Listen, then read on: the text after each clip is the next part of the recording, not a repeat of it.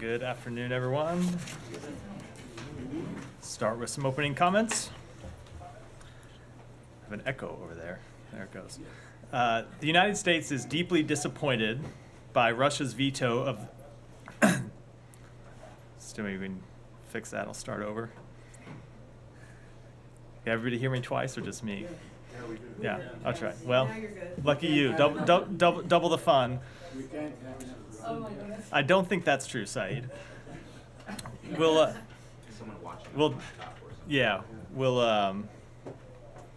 try it again, and hopefully we'll get worked out the gremlins.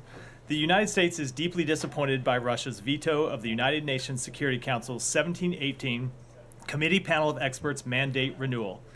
We are also disappointed that the People's Republic of China decided to abstain after 14 years of supporting this important mandate. For the past 15 years, the 1718 Committee Panel of Experts has been the gold standard for providing fact-based, independent analysis and recommendations on the implementation of UN sanctions on the DPRK. Throughout those 15 years, the panel of experts enjoyed the Security Council's unanimous support and, up until this year, has been renewed by consensus. Russia's actions today have cynically undermined international peace and security, all to advance the corrupt bargain that Moscow has struck with the DPRK.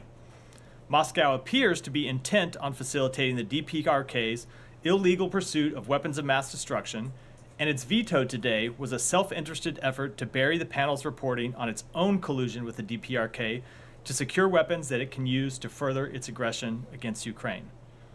Russia alone will own the outcome of this veto. A DPRK more emboldened to reckless behavior and destabilizing provocations, as well as reduced prospects for an enduring peace on the Korean Peninsula. Despite today's veto and abstention, all Security Council resolutions and UN measures addressing the DPRK's unlawful WMD and ballistic missile programs remain in effect. We will continue to work to counter the DPRK's unlawful actions, work with like-minded states through all available means to limit the threat posed by the DPRK, and respond to efforts by its enablers to shield the DPRK from responsibility. And with that, John? Sure, let me follow up on that to begin with. Say Russia alone will own the outcome of the veto. Could you explain a little bit about what you mean by that? Obviously, you're saying that Russia has a self-interest in this, but do you think there are any repercussions? Is there anything that the U.S. or elsewhere is going to do to enforce the sanctions a bit more after this? So the sanctions will continue to be in effect, as I said, but unfortunately, this important panel has not seen its mandate renewed, and we will continue to work to secure information about the DPRK's pursuit of illegal weapons, and we will continue to work to make that information public and make it available to other members of the Security Council. But I think what we've seen as a result of Russia's, or what we will see as a result of Russia's actions today, is a DPRK that's emboldened. It continues to be largely isolated in the world, but we are in a different place than when you had Russia and China voting to uphold accountability for the DPRK. And now you've seen a Russia that has cut this bargain with the DPRK because it's in desperate need of weapons to pursue its aggression against Ukraine. And then you saw today one of the ways that Russia is delivering on its end of the bargain with DPRK, which is trying to undercut what had been up until now unanimous United Nations Security Council actions. Just to follow up on that, I know that the U.S. has publicly spoken of cooperation between the DPRK and Russia.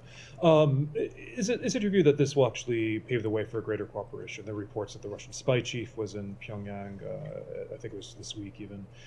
Is there a concern that in light of this, that there will be greater military cooperation? I don't think that what happened today paves the way for greater DPRK-Russia cooperation. I think today, what happened today is an example of greater DPRK-Russia cooperation. We saw that cooperation kick off last year when there began to be increased talks between the two, and then of course we've seen the DPRK transfer military equipment to Russia that has shown up on the battlefield in Ukraine. It's been used by Russia to further its war against Ukraine, and we've been waiting to see how some of the ways that Russia would hold up its end of the bargain. I think we saw one of them today.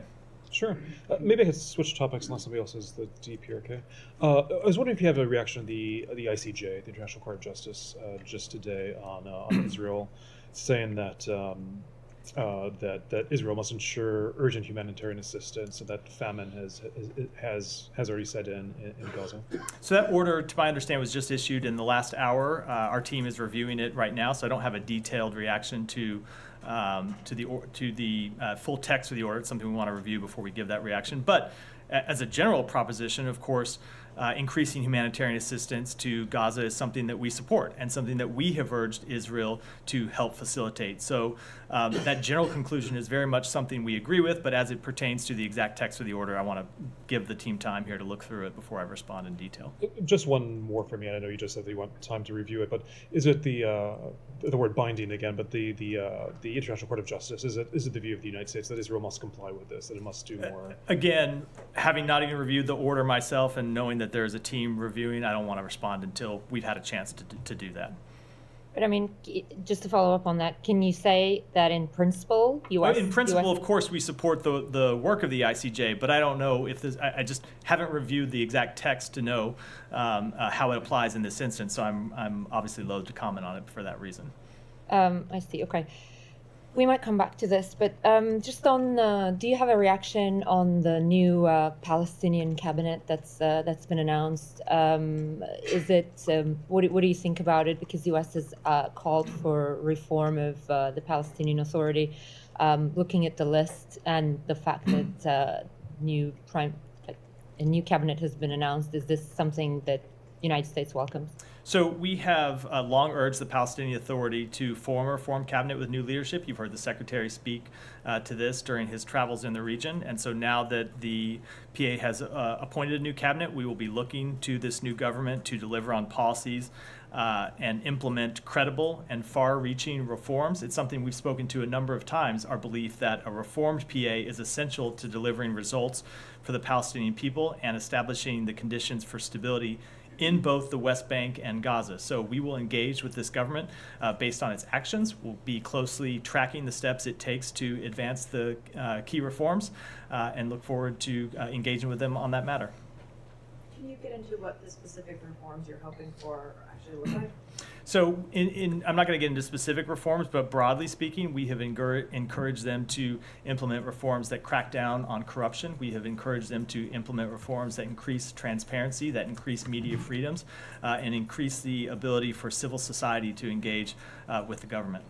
And you said you're looking for them to, I think you said, like, act on policy. Like, which policies are you hoping that they? Well, that's what just the ones I just referred those to. Ones. Yeah, those. Okay. But also, I think it's important. So we've always believed that the PA needed to be a government that was fully representative of the Palestinian people in the West Bank and in Gaza. I do note that there are Palestinians from Gaza who are members of this new cabinet.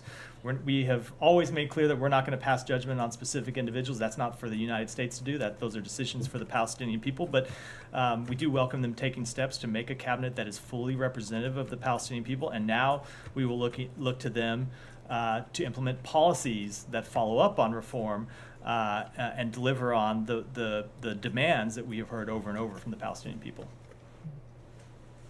Said. Thank you. Thank you, Matt. I hope you indulge me, you and my colleagues.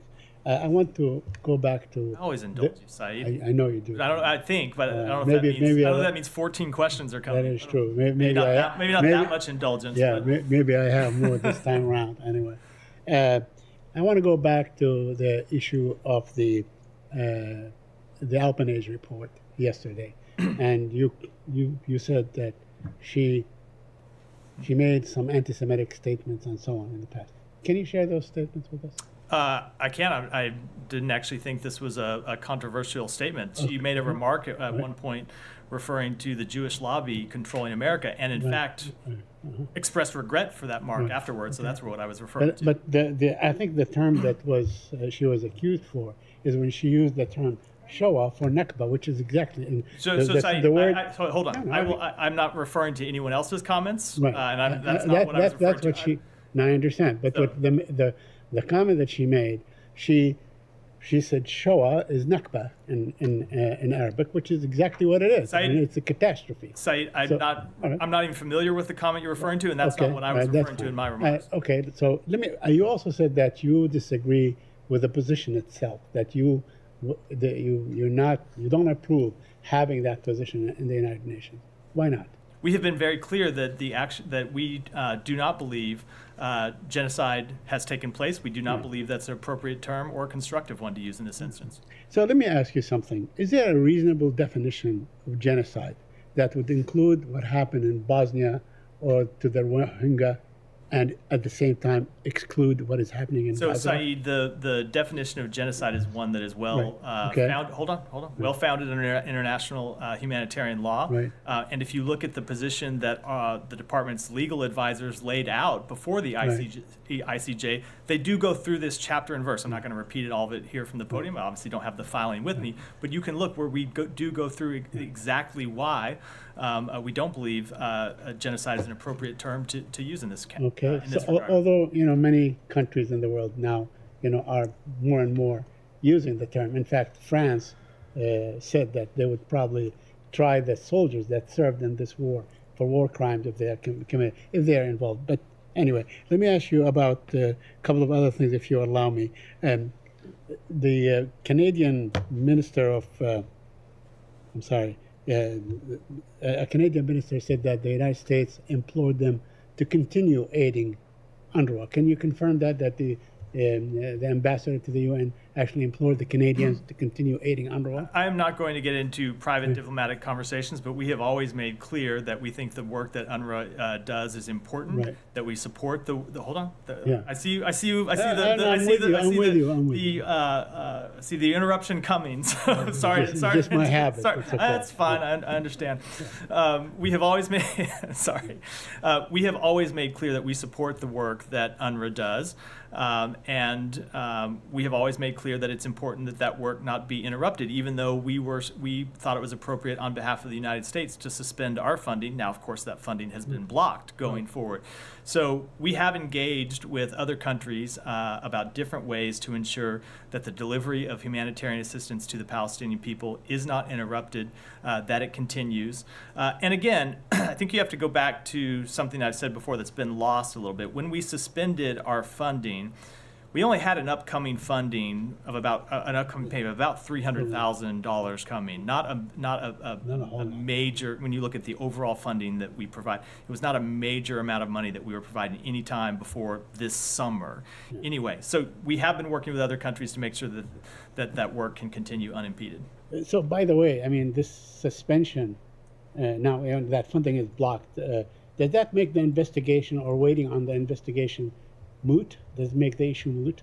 So with respect to a question of U.S. funding, it's now blocked. That's an act of Congress, and you're now waiting on the results. Hold on. It would, the members of Congress, I'm sure, will want to see the results of that investigation, decide what they might do in future funding cycles. But certainly, we want to see the results of that investigation as well. And I should note that other countries have said they want to see it, and the UN itself, which commissioned this investigation on its own accord, has made very clear that they think it's important that they see that they get a timely, full accounting of what that investigation shows.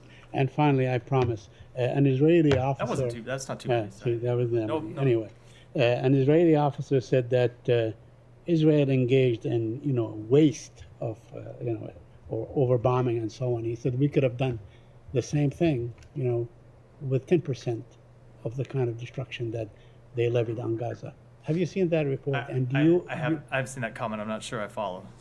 No, he's saying that Israel engaged in obvious overkill in terms of the amount of bombing, the waste, the destruction of urban areas, and so on. They could have done exactly the same thing with 10% of the destruction. So have you seen that report? And maybe you ought to take a look at it if you haven't seen it. I have not seen that specific comment, but obviously we have urged the government of Israel to take every step that it possibly can to minimize harm to civilians and minimize harm to civilian infrastructure. Okay, thank you. Alex, go ahead. May I go back to Russia, please? Sure. Thanks so much.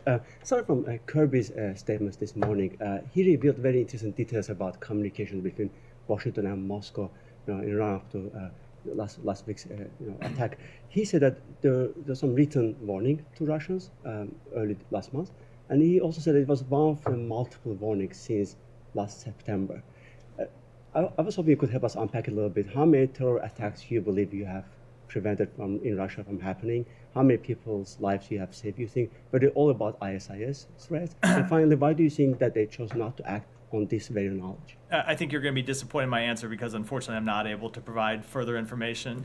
As usual, when it comes to information that we're able to declassify and make public, there is a limit of what we can say to protect sources and methods, and that's very much the case here. What I can say is what the Admiral said this morning, which is we did on March 7th provide a warning to Moscow. We provide clear, detailed information about the terrorist threat to large gatherings, including concerts. We then the next day put out a public warning urging citizens to avoid large gatherings.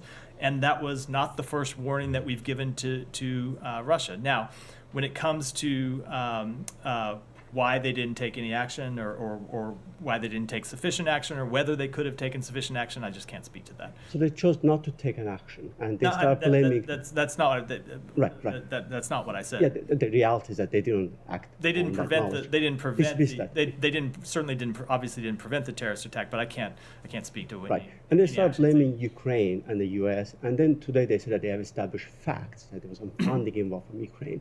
How do you square those circles? So what is the intention there, and do you think that this was deliberate approach from Russia from get-go? A deliberate what from Russia? Approach like policy to when they received that knowledge, they decided to build around it some new. So I don't think there's any circle that needs to be squared here. I think the Russian government is putting forward propaganda and disinformation. I think that's been very clear that they're trying to use this terrorist attack, this tragic incident where we saw, unfortunately, Russian citizens killed, to justify their aggression in Ukraine. And the underlying facts don't actually matter. They're going to make up supposed facts to back up what they want to do. That's what they've done really since the outset of this war, and sadly, that's what they're doing here. Thank you. Matt, on Gershkovich, tomorrow is the first year's anniversary of his arrest. Kirby today confirmed that we are trying to still, discuss with Russia some options to get him out of Russian jail. Is there any active offer from the U.S. since last December they rejected the one that they haven't responded yet? I'm just not. I have never spoken in that level of detail about our work to secure the release of either Evan Gershkovich or Paul Whelan, and I'm not going to do so today. And my final one, if I may, on Armenia, we discussed yesterday Azerbaijan's reaction, and he responded to that. But Russians also seem to have been uneasy about this meeting. So Zakharova today, built up around what Azir said yesterday. It was divisive. She said that the West is trying to, quote-unquote, create new rifts in the region, forcing the countries in the region to follow up anti-Russian line. So what is your response to Zakharova? So I would say, if anything, some of the turbulence we have seen in the region has been fueled by Russia's actions over the past few months. With respect to this meeting in Brussels, as I said yesterday, it is to focus on economic resilience for Armenia as it works to diversify its trade partnerships and address humanitarian needs and nothing else. Matt, on Wednesday, 11 women human rights activists were sentenced to 60 years, a total of 60 years of imprisonment in Iran. I was wondering if you have any comments on that. So we condemn the Iranian regime's use of harsh sentences for women's rights activists that are meant to intimidate them and suppress their voices. As Iran's leadership continues its violent crackdown on any dissent, they should know that the world is watching. Ongoing, widespread reports of torture, forced confessions, and restrictions on legal counsel undermine any shred of credibility in the decisions handed down by Iranian courts. And the United States continues to coordinate with our allies and partners to condemn these sham trials and to pursue accountability for Iran's human rights abuses, and we will continue to take action to support the people of Iran in practical ways, both seen and unseen, in coordination with our allies and partners. Thank you. On Afghanistan, the family of American citizen detained by the Taliban, Ryan Corbett, released a statement this week saying that they had received a disturbing phone call from him in which the family says it was clear that his mental and physical health is significantly deteriorating. CBS News interviewed the family in December last year, where they highlighted the same concern about his health. And I believe at the time, Envoy Tom West he did have a meeting with the Taliban. I was wondering if you could update us on any talks between the US and the Taliban with Tom West or otherwise. Let me just first say, with respect to the family, that as is always the case when you think about people who have their loved ones being wrongfully detained overseas, I cannot imagine the pain that they're going through and the grief that they're suffering and how difficult it must be knowing that their loved one is going through such a tragic hardship. And so what I can say to the family and what I can say to the American public on behalf of this government is that we are working every day to try and bring Ryan Corbett home. We have continually pressed, including in our meetings with Taliban representatives, for the immediate and unconditional release of Ryan Corbett and other Americans detained in Afghanistan. We have made clear to the Taliban that these detentions are a significant obstacle to positive engagement, and we will continue to do that. We are using every lever we can to try to bring Ryan and these other wrongfully detained Americans home from Afghanistan. Matt, I don't know if you saw the report in the Politico 2 hours ago about the day after, Gaza, the day after, and the talks between the U.S. and regional partners. And according to the report, quoting U.S. official, that there's two ideas that gaining traction. One is to form a multinational task force, and the second one is to form a peacekeeping Palestinian force. But my question is, if you can answer to this, that is the Palestinian Authority included in these talks? So I'm not going to speak to private diplomatic conversations or speak to what it sounds like are reported, anonymous comments from reported officials inside the United States government. What I will say is that what the United States has made clear, and the Secretary first made this clear in a speech in Tokyo last November, is that there are a few principles that we want to see apply to when the conflict ends. And one of those is that the Palestinian Authority should govern both Gaza and the West Bank. We want to see a united West Bank and Gaza that is governed by the Palestinian people through the Palestinian Authority. So we have engaged in talks with partner countries in the region, and we have engaged in talks with the Palestinian Authority about exactly what that might look like. And as you might imagine, there are a number of different proposals on the table. I won't go into those here for probably obvious reasons, but yes, we have engaged with both the Palestinian Authority and with countries in the region about the full panoply of post-conflict issues that Gaza will face. You said before on this podium that countries in the region are committed to Gaza the day after, but they want something from Israel to be committed, for example, to the two-state solution or that. Israeli leadership still won't commit to this. Is there any update on your talk with the Israelis about that? Are you being able to push them beyond their public style? So I don't have any update to offer. Obviously, they've spoken to this a number of occasions, but the work that we have been doing with our Arab partners is to put together not just a kind of nebulous idea, but a concrete proposal of what this would look like, of what post-conflict governance would look like, both as it pertains to security in Gaza and the rebuilding and reconstruction of Gaza, and a political path forward for the Palestinian people that answers their very legitimate aspirations. As part of that, we have had discussions with Saudi Arabia about how to further integrate Israel with its neighbors, including with Saudi Arabia, and those are discussions that are ongoing as well. So that work continues, but at some point our goal is very much to have something to put forward, to put on the table for Israel to look at.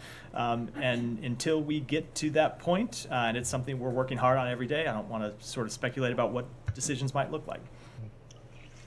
Yeah, Matt, what role will the Palestinian Authority play in the operation of the pier in Gaza in 2 or 3 weeks? So I would defer to the Pentagon to that question. They are the lead in the construction of this pier, and I would, for that sort of detail, I would defer to them. But do you want the PA to play any role there? Again, I would defer to the Pentagon for that question. The PA is not currently operating in Gaza. I know they've had employees that were in Gaza, but of course the PA has not been the governing authority in Gaza for some time. So when it comes to any kind of concrete role in the operation of the pier and the delivery of humanitarian assistance, like I said, I'd have to defer to the Pentagon.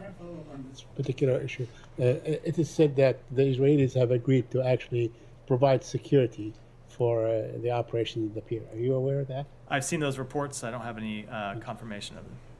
Yeah, go ahead. A couple of weeks ago, I asked you about, repeated instances of Israeli soldiers rifling through and parading, women's underwear, especially in light of ongoing allegations of sexual abuse against Israeli soldiers and allegations that they tortured and sexually abused UNRWA staffers in order to coerce false confessions. I'm wondering, since then, we've heard troubling details of these allegations, including soldiers sticking electrified rods up people's anuses. We've continued to see not single-digit, but now piles of photos and videos of soldiers parading through women's underwear. So I'm wondering, what are the updates on those instances we talked about a few weeks ago, and what is the update now that this keeps seemingly happening unabated? So I would say whenever we see these reports, we make clear to the Israeli government what we make clear publicly, which is that they need to be investigated, and if appropriate, there needs to be accountability. And I would refer you to a comment that the IDF Advocate General, Major General Yifat Tomer Yerushalmi, who I believe is the chief investigator for the IDF, said several weeks ago in a letter when she wrote and said that she had encountered actions by IDF soldiers that do not meet IDF values, that deviate from orders and disciplinary boundaries, and have crossed the criminal threshold, causing strategic damage to Israel in the international area. These acts and statements on part of individuals who do represent the collective have no place in the IDF. And you saw the chief of staff of the IDF, Herzi Halevi, say, we must be careful not to use force where it is not required, to distinguish between a terrorist and who is not to take anything that is not ours, a souvenir or weapons, and not to film revenge videos. So the IDF has made very clear itself, just in the United States speaking, that they have seen inappropriate actions take place by IDF soldiers, and they need to be investigated, and those responsible need to be held accountable, and we would very much agree with that. And then on the sexual abuse allegations, any sort of update on? I don't have any update on those. Okay. On those. What I understand are ongoing investigations. And then just on the assurances, earlier you said after receiving assurances from Israel that they're not violating humanitarian law, the U.S. so far has not seen proof of that. Wondering what these assurances look like, because we have all seen proof from the International Court of Justice, from the United Nations, and from footage, especially the past few weeks, over and over again, of Israel seemingly targeting civilians, hospitals, churches. Footage even yesterday showing Israeli forces seeming to execute unarmed Palestinians waving white flags. They're blocking aid to the point that the U.S. is trying to build a pier to deliver aid as if Israel is a belligerent and not an ally. So with all this, how is Israel not violating humanitarian law? Are these assurances just Israel saying that they promised they're not, and they evidently continue to do so? I spoke to this extensively on Monday and Tuesday, and I would encourage you to check the transcript. I'll do a little bit of it again, but I think I will spare everyone else here 15 or 20 minutes of me in vain on the national security memo again. But what I will say is we received assurances from the government of Israel that are consistent with the requirements of the national security memo. Now, but I think to your underlying question, we look at those assurances through a lens of the ongoing processes that we have to answer this very question. And we do have processes going on examining specific incidents in the conduct of the campaign, and those processes are ongoing. They've not reached a final determination at this point. Thank you, Matt. I'm wondering if you have any reaction and comments about Hamas leader visit to Iran and what he said about Israel. He said that Israel is losing the international community support, and he took the UN security resolution as an evidence that Israel is losing support. Do you have any reaction and comment on that? So I'm not going to respond broadly to something that a leader of Hamas said, but I would say with respect to the UN Security Council resolution, we've made very clear our position on that resolution, which is we think it is consistent with our longstanding position. It is consistent with our longstanding position that there ought to be a ceasefire linked to the release of hostages, and that's what we have believed Israel's position to be as well. And do you have any sense that Israel is losing the international community support because they are not following the UN Security Council resolution? Look, I think if you look around the world, there are a number of countries who have not supported Israel's action from the beginning. I think that's been pretty clear and not at all in dispute. And then there have been countries like the United States that have backed Israel's right to defend itself, while at times disagreeing with certain ways they went about this campaign, and calling on them to do more to both protect civilians and deliver increase the delivery of humanitarian assistance to those civilians. Thank you, sir. According to some media reports, India has submitted the findings of the attempted murder of Sikh human rights lawyer Gurpratap Singh Pannu in New York. Could you share some details, please? I'll have to get back to you. I have not seen those reports. So after the attack in Moscow, officials are warning that the group has also set its sights on Western targets. How would you respond to the threat posed by ISIS? That have set its sights on what? So how you? I missed the middle part there of the build question. So intelligence reports and officials are warning that the group has also set its sights on Western targets. How would you respond to the Western threat? targets? Oh, I see. I'm sorry. I apologize. So we remain vigilant against the evolving threat posed by terrorist groups, including ISIS-K. We have maintained an unwavering focus on terrorism since the president took office 3 years ago, working both unilaterally and with our partners to successfully disrupt threats around the globe and degrade ISIS.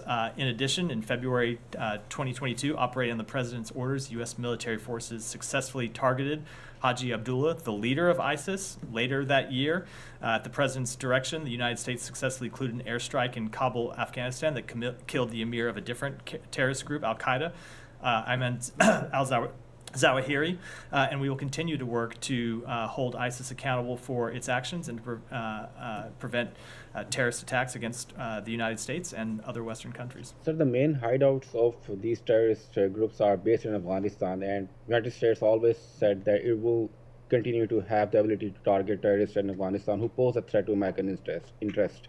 So is there any action expected? So we remain committed to ensuring that Afghanistan can never again be a launching pad for terrorism, and we continue to push the Taliban to fulfill all of their counterterrorism commitments to the international community. We have made clear to the Taliban that it is their responsibility to ensure that they give no safe haven to terrorists, whether it be Al-Qaeda or ISIS-K or any other terrorist organization. And we remain vigilant against the evolving threat of these terrorist groups. And our global coalition to defeat ISIS and the C5+1 help intensify our efforts to monitor terrorist threats from the region and prevent terrorists' ability to raise funds, travel, and spread propaganda. Sean, go ahead. Sure. A couple other issues. Venezuela. So you issued a statement, I believe last night on this, on the opposition struggles to field a candidate against Maduro. Are you under the impression that this violates the understandings in Barbados, the Norwegian brokered understandings, and what does this mean about a potential snapback of sanctions? So I would say that we remain deeply concerned, and it's not just the United States that's deeply concerned, it's our regional partners who share this concern about decisions by the Venezuelan National Electoral Council to prevent opposition parties from registering candidates for the upcoming presidential election.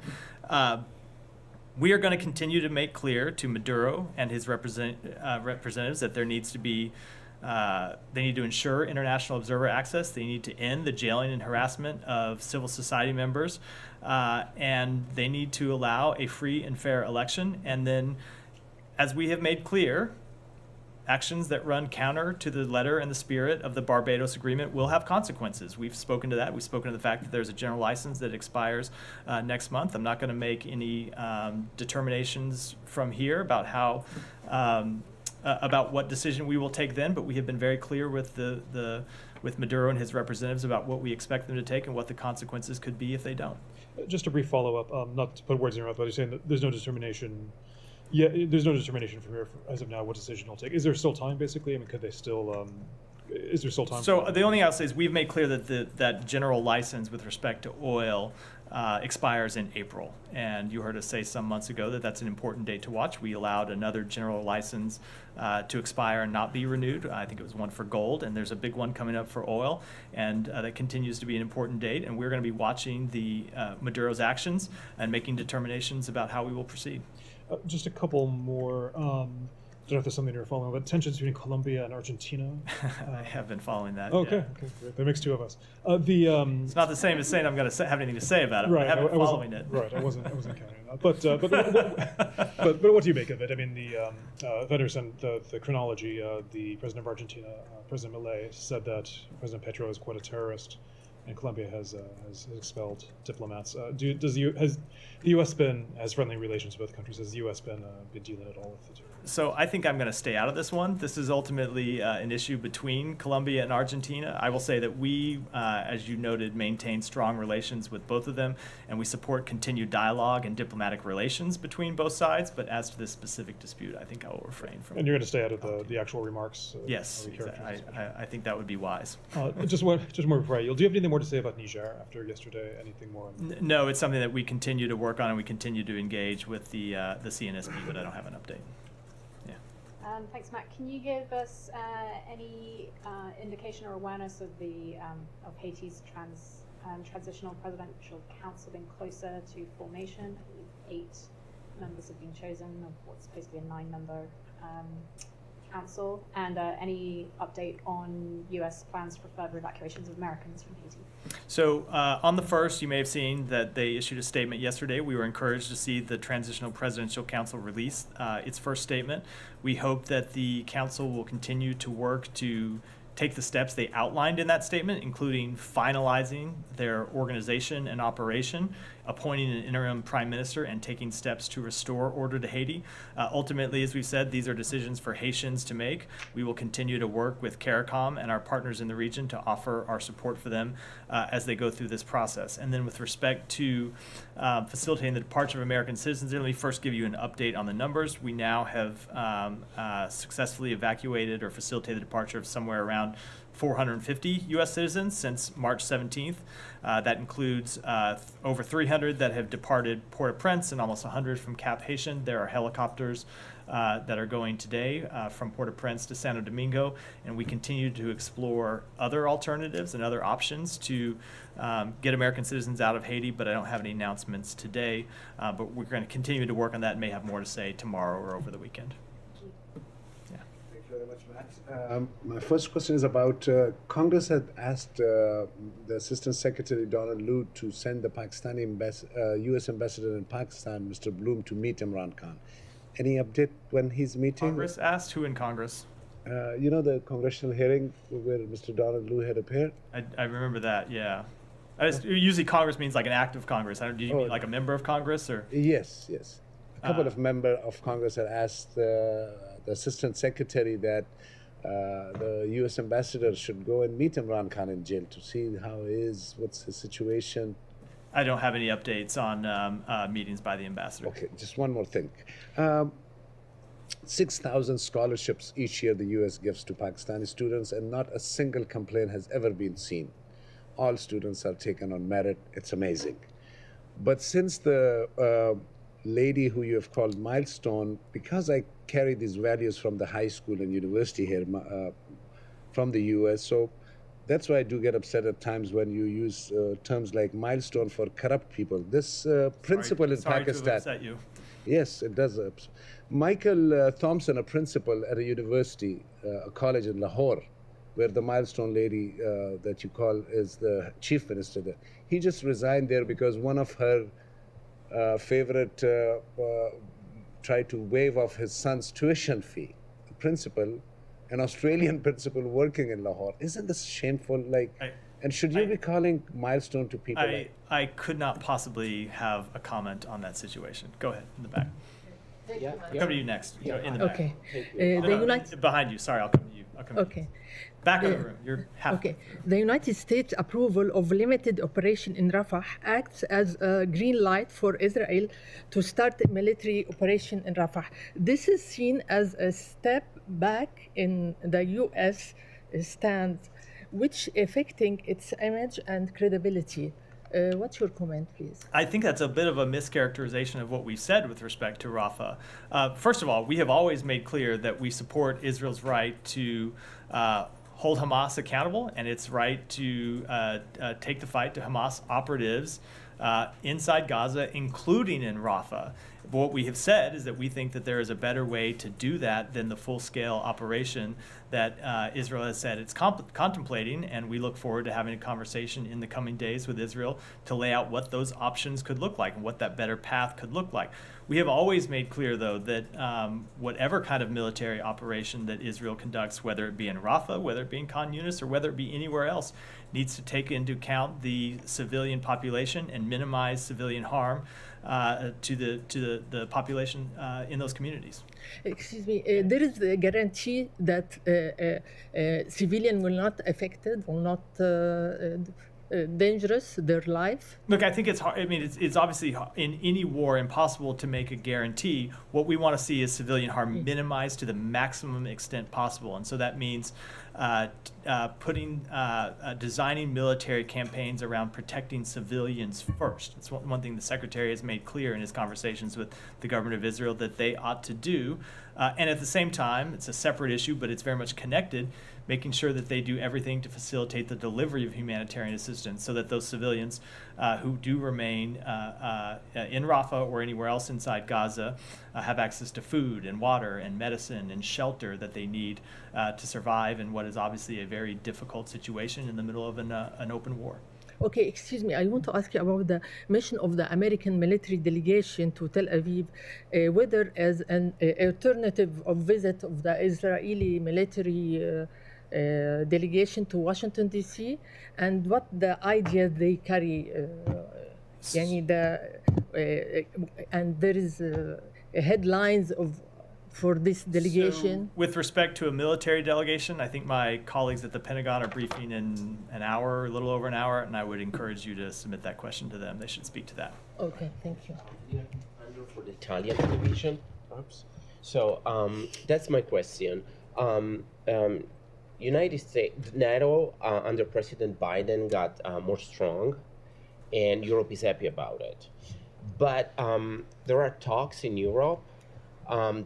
Different government would like to create an European force that can support NATO and the U.S. So what would it be the answer from the U.S., from the State Department, if Europe would create their own European forces to protect Europe? So I don't want to speculate. We will continue to work with our European partners.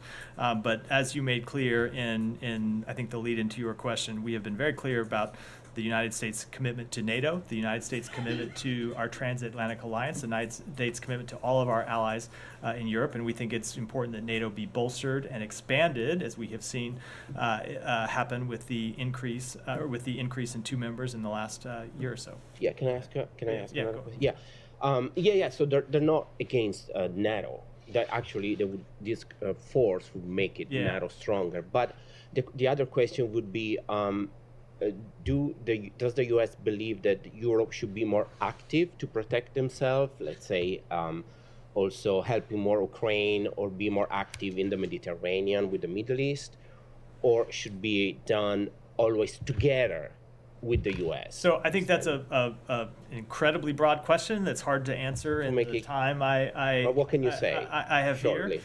I would say that we want to work together with our European allies, but that doesn't mean that they can't do things outside of cooperation with the United States. But we share values and interests with those countries, and we work together. And sometimes they do things separately, but that pursue our common goals. And we, of course, support that. Thank you. So it's about a dozen CEOs from American businessmen met with Xi Jinping yesterday. So the CCP has been, notorious for linking silence with human rights abuses on a trade relationship. How does the United States ensure that human rights is the foundation of these trade relationships with China? So I will say that in all of our meetings with officials from the PRC, we make clear where we have concerns about China's human rights practices. We raise them consistently. That includes the Secretary when he has met with his counterparts, and that includes other officials from the U.S. government. Make very clear what we think about human rights in China and where we have deep concerns. And also the CCP is banning Intel and AMD sales, their chips. How does the U.S. protect American companies in this regard doing business with China? Let me take that one back and get you an answer. Sure, go ahead. Thank you very much. to the Moscow attack, the New York Times reported today that the United States, it did not provide Moscow with all the information it had about the threat of the attack because it didn't want to disclose its sources and methods.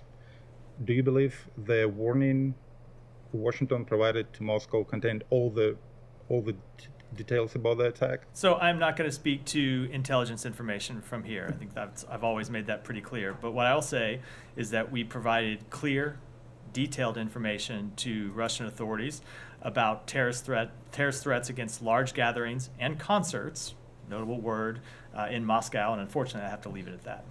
One more question. There are media reports in Russia and Ukraine that Victoria Nuland had to resign because of an imminent investigation about her activity in Ukraine since 2014.